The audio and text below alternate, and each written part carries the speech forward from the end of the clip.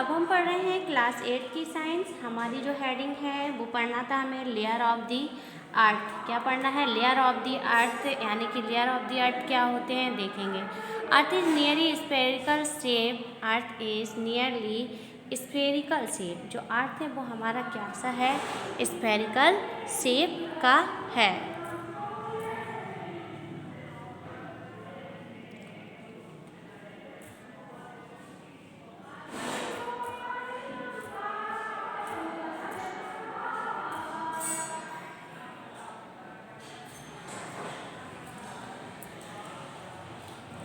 The surface of the earth is no smooth. जो आपको पता है कि जो हमारा अर्थ का सरफेस है वो स्मूथ नहीं है। There are mountain. आपको पता है उसमें बहुत सारे माउंटेन प्लेन्स हैं।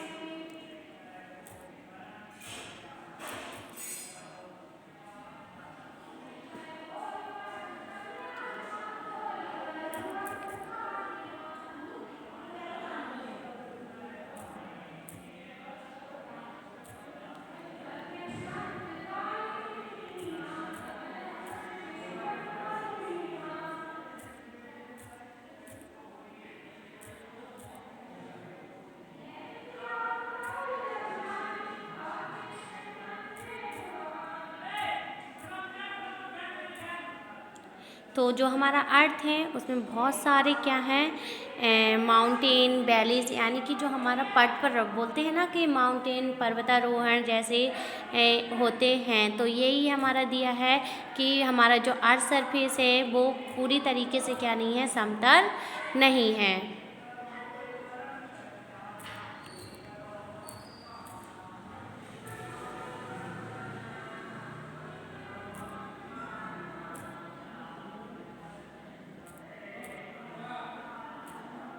पूरी तरीके से क्या नहीं है, समतल नहीं है। ठीक है, रिवर, लेक, ओशियन, कई जगह रिवर्स हैं, कई जगह जंगल हैं, लेक हैं, dense and variety of structure of surface of the earth, यानी कि अलग अलग कई प्रकार का जो हमारा सरफेस है, अर्थ सरफेस है, वो कई प्रकार का है।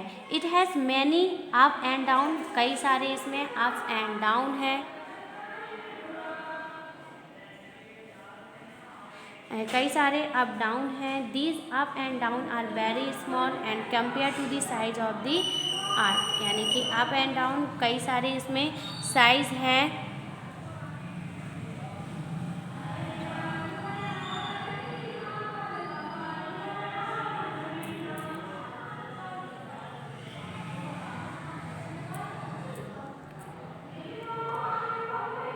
And a variety of structure on the surface of the earth. It has many ups and downs. The ups and downs are very small are compared to the size of the earth. तो कह रहे हैं कि इसको कई तरीके से ऊपर नीचे की तरीके से क्या की गई है, पृथ्वी की तुलना की गई है। As a result deposit this up and down the earth appear smooth and spherical. कह रहे हैं कि कई सारे जो अर्थ हैं उसमें क्या है, हमारा अर्थ कई स्मूथ है। ठीक है, it is believe that the primitive earth melted within 100 million years of its formation. The molten mass of the earth then began to reorganise itself under the influence of gravity. Under the influence of gravity the heavier material sank deeper from, कह रहे हैं कि deeper from core, जो ज़्यादा अंदर तक है उस लेयर को हम क्या बोलते हैं, कोर कहते हैं।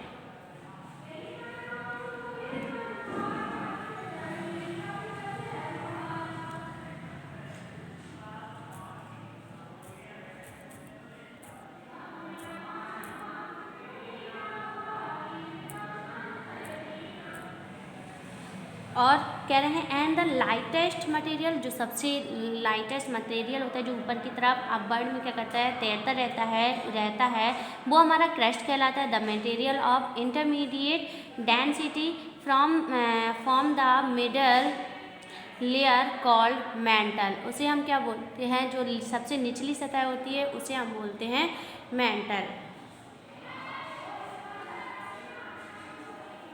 Earthquake occurred due to disturbance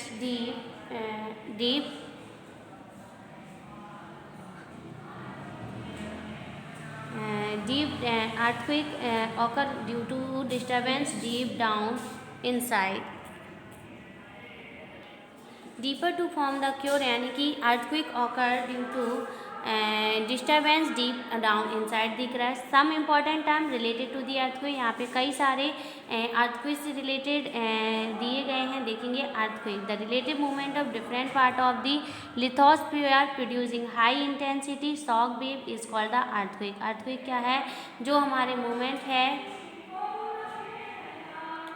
any sudden movement of a vibration of a part of the earth crust caused by a abrupt release of strain accumulated in it over a long period of time is called the earthquake.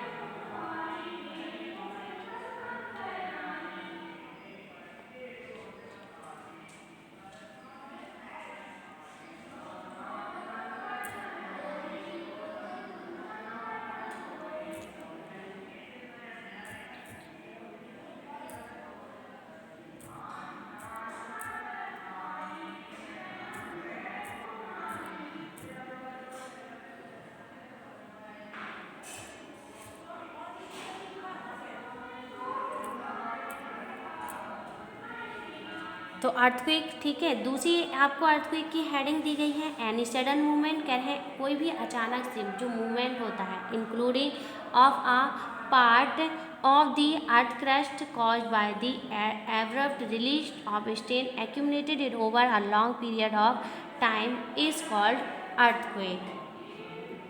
Seismic focus, अगली heading जो आपको दी गई है वो है seismic focus. तो देखते हैं सेस्मिक फोकस क्या होता है.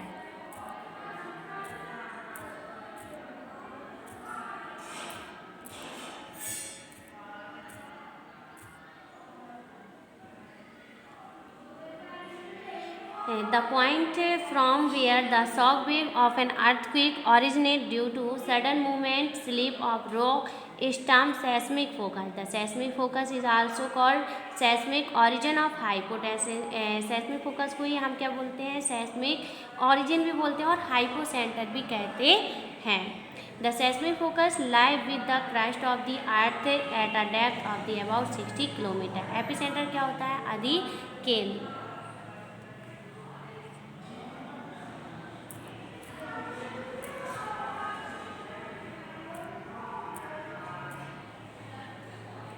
epicenter, the point on the surface of the earth vertically क्या रहे हैं? vertically above the seismic focus is called the epicenter. focal depth क्या होता है? देखेंगे focal depth of an earthquake is the depth of seismic focus below the earth's surface. The earthquake having focal depth of 60 to 70 kilometer are classified as shallow, those with depth from 70 to 30 kilometer as intermediate, and those with depth of more than 700 kilometre. यानी कि जो focal depth होती है वो कितनी होती है? Earthquake जब बनता है तो उसकी जो गहराई होती है वो 60 से कितना होता है? 60 से 70. तो द फोकल डेप्थ